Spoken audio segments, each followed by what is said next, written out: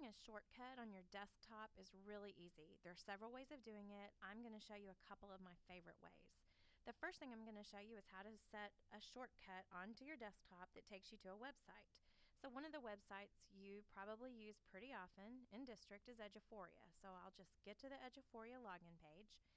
And the trickiest part about this whole thing is you need to be able to see the URL and a little bit of your desktop background. So right now I've got it full screen and I can't see any of the background.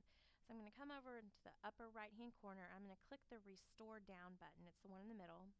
And it makes it a little bit smaller so that I can see some of that background. If it's not the right size, you can drag it around and you can change it from here.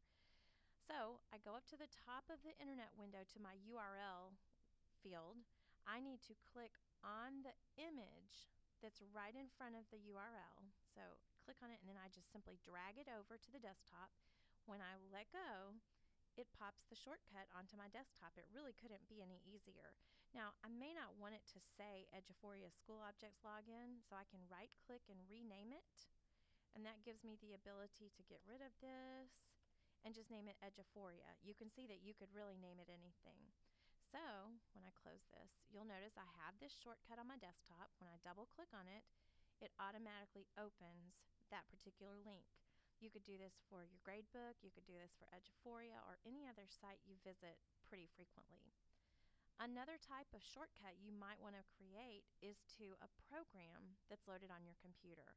So if you're going to want to open an email, you can go to the Start menu and you could click on Microsoft Outlook right now, but let's say you want to put that shortcut on your desktop. I choose All Programs. I have to find the application, Microsoft Office.